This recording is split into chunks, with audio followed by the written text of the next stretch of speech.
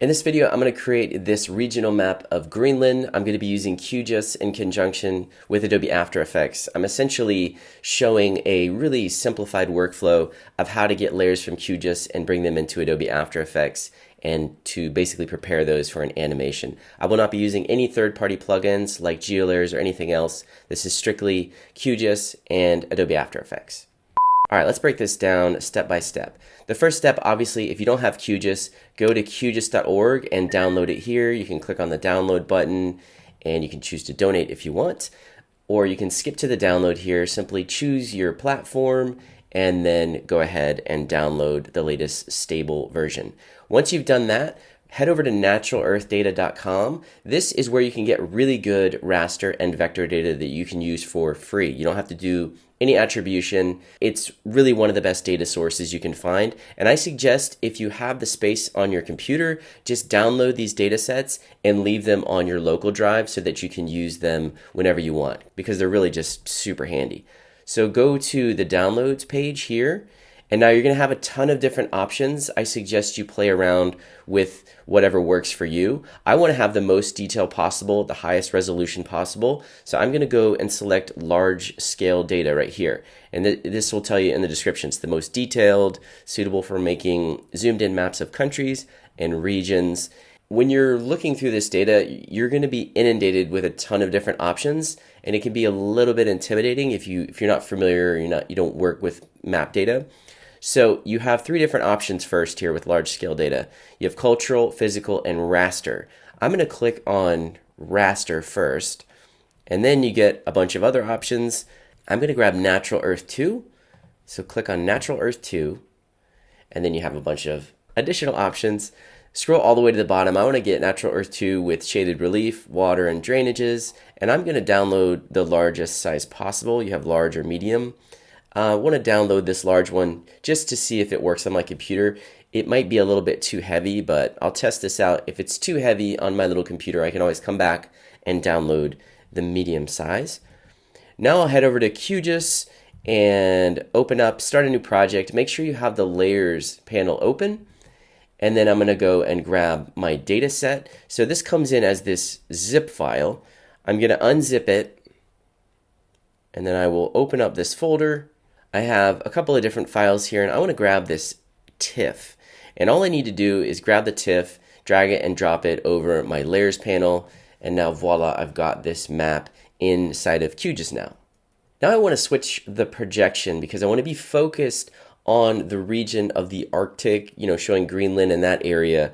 So what I can do here, there's actually two different ways you can do this. I can change the CRS down here, like assign a new one, or you can come up here and go to raster, and in raster you can do projections and warp. I wouldn't suggest doing that right now because I'm trying to find like the most simplified version, and this is if you might want to use warp if you're doing some really heavy GIS stuff and you want to be super duper accurate.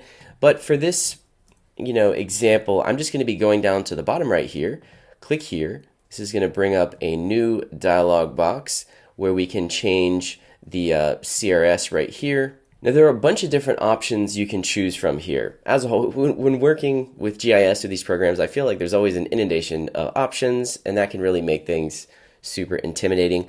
I'm going to go with a specific projection called Greenland Polar Stereographic, and it is 5938. So if you type that into the search here, you'll get this one. And if you click on this, you can click apply, and then you can click OK and let this load. Now I'm working on a MacBook Air 2023 M2, just so you can get some context of like what kind of power I'm working with here and how slow this is going to be. Okay, now this is very, very zoomed out. So now I'm going to zoom all the way in to Greenland here, right about here. And this is taking, quite a bit to load. Okay, so this is looking pretty good.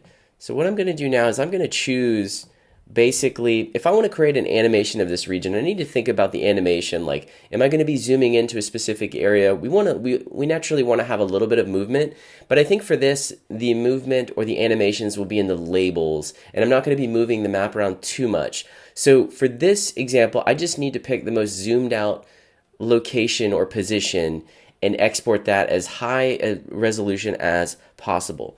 So let's say, I want to zoom out just a little bit more, and I'm going to position it something like this. And for the next step here, I'm going to create what's called a spatial bookmark.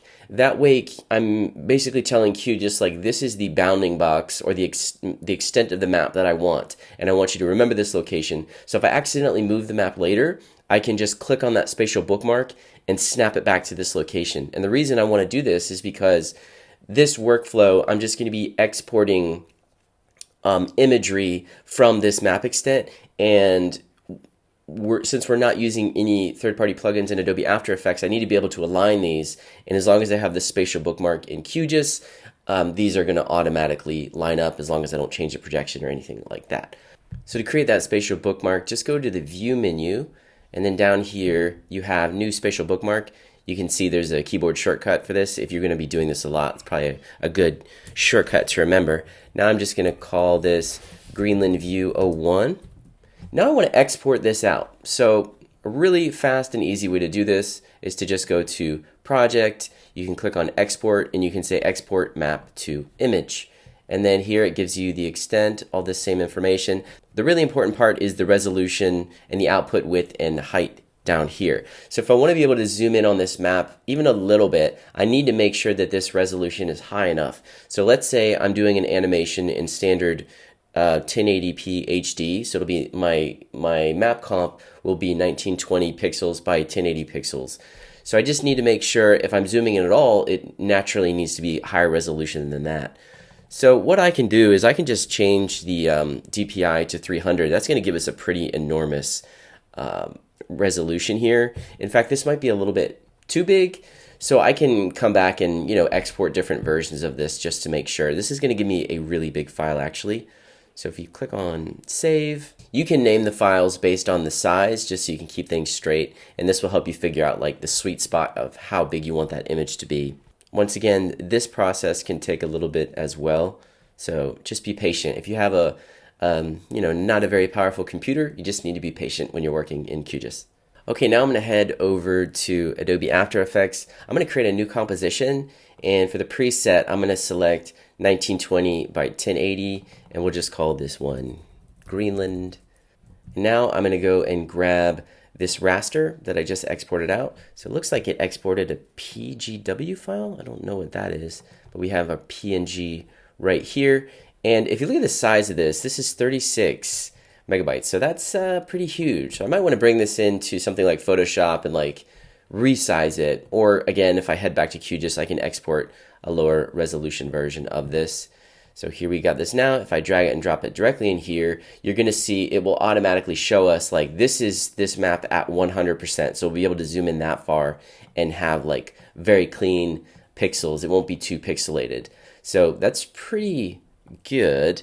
So what I can do now is if I right click on it, I can go to transform and I can say fit comp or fit to comp width or height.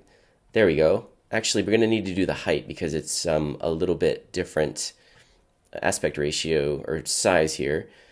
Not aspect ratio, just the actual resolution, pixel resolution. So if we go to fit to comp height, there we go. Now we've got this perfect map right here, and we can do an animation if we want. So the real power of this comes in where like right now I could do some keyframes on scale and position, set up a 3D camera.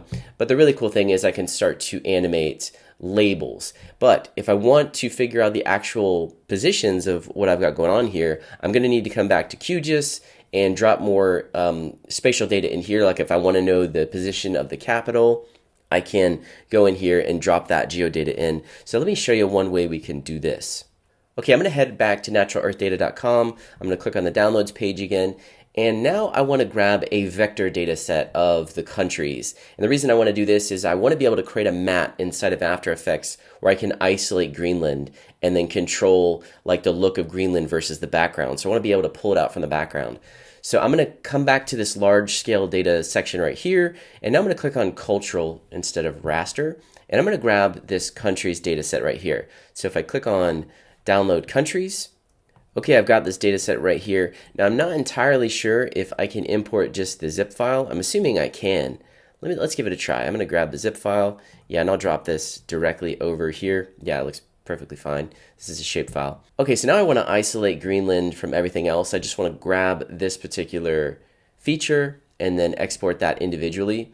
So the way that we can do that is grab the layer right here and then click this little tool. And now if I click on Greenland, it will select it right here. Now I can left click on the layer and I can choose export save selected feature as, and I'm just going to save this as like a GeoJSON. Click OK, and that's going to create a new layer right here, so I can turn this other layer off. And I'm even going to turn the raster set off just so I have this right here. Now this is a very down and dirty quick way to get this as a shape layer into After Effects. So I just have this layer here. I can go to Project, Export, and you can actually export this as a PDF. And I actually don't need to mess with the resolution here because I'm not exporting this as pixels. This is going to be treated as a vector inside of After Effects, and then I can like manipulate it. So I am just going to click on save and I'll choose the location. We'll do the same thing, same name. All right, now I'm going to head back to Adobe After Effects. I'm going to grab this PDF, drag it and drop it in here. And now I am going to bring it into my timeline. Now it's a different size from my actual map. And to make sure these are the exact same size, I just right click on the PDF and do the same exact thing as I did before. Go transform, fit to comp height. And now if I grab the opacity and look, you'll see that it is now like snapped right to the same location. But I don't want it as this, if we full screen this, you'll notice this is looking a little pixelated. Well, first of all, if you want to use this PDF just as a PDF, click on this little icon right here, which is continuously rasterized. Now it'll be super sharp, and After Effects will treat this as a proper vector layer. So if you scale in on this or you zoom in, it's going to be super duper sharp. But we don't want to do that. I actually want to convert this to a shape layer. So if you right click on it and you go to create, you can say create shapes from vector layer. And now it'll create this little shape here. So now it gives us, it should give us, I don't know how many groups. It's probably splitting all these little islands into something. Okay. And as I click on these, it'll probably should show me what's what. And if I go to the very bottom, it gave us 129 groups. This bottom one should be the background. Yeah, it is. So I can go ahead and delete this group. So now I have this Greenland shape layer. So why would I want to have this? Well, now I can use this as an alpha mat. So I can grab my PNG, grab the track mat pick whip, and set that, and now I have this right here. But that's actually not the proper way I would do that. What I would do is I would go to layer, new adjustment layer, and then go to window, effects, and presets, and select hue saturation. Now this might seem like a huge amount of steps for this, but in reality you'd probably be setting up this Basemap one time and then reusing it a bunch. So it's actually not that much work. You need to put the work in up front, and then you'll be able to do a bunch of animations on this map. Okay, so now what I would do is I would change the saturation and lightness of this part on the adjustment layer, and then set this track mat to your Greenland outline.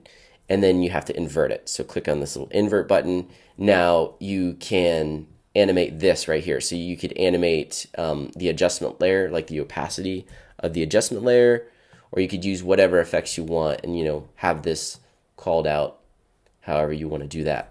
So now I can come through and add labels. Now the really powerful thing you can do here, I don't want to make this like an hour-long tutorial, but what you can do is you can come back over here, you can go to the downloads page, and Natural Earth actually has a Quickstart kit. And this is like all of their, it's small samples of all of their vector data. So this is where they'll have labels.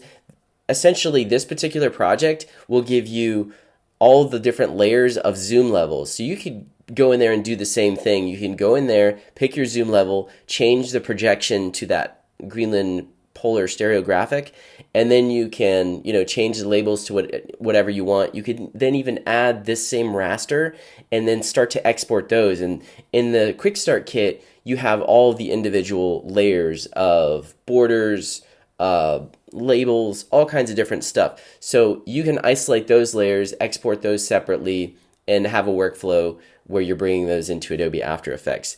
If you really want to harness the power of that, you should probably bring those into Illustrator and then bring them into After Effects with Illustrator files. But that's a whole nother, that's a whole nother workflow. I'm just trying to show you here like a very quick way if you want to grab like quick 3 layers, if you want to have like a raster base map, a mat, and then do something else. It's a really quick way to create like a locator map. And the reason I would choose this workflow over geolayers is when you want to do different projections, because you can't change projections in geolayers. It's all Web Mercator. So if you're doing pieces about Greenland or Antarctica or other places like that, you're going to want to learn how to use QGIS. Okay, well, I hope this was helpful. If you're a member of my Patreon page, I will leave all the files over there so you can, go play with this natural earth data and my project files. I'll have the QGIS file and the After Effects file. And if you actually want to master Adobe After Effects or QGIS, I'm creating courses on both of these programs, like masterclass on how to use both of these programs, which will be released this year. My After Effects masterclass is coming up pretty soon here. I will put links to the wait list for both of those down in the video description, so you can sign up for those. And I'm going to basically do promotions for the pre-release where you'll be able to get discounts on those if you sign up early. Okay, I hope you enjoyed this video. As always, I will see you on the next episode of Monday Maps. Have a good one.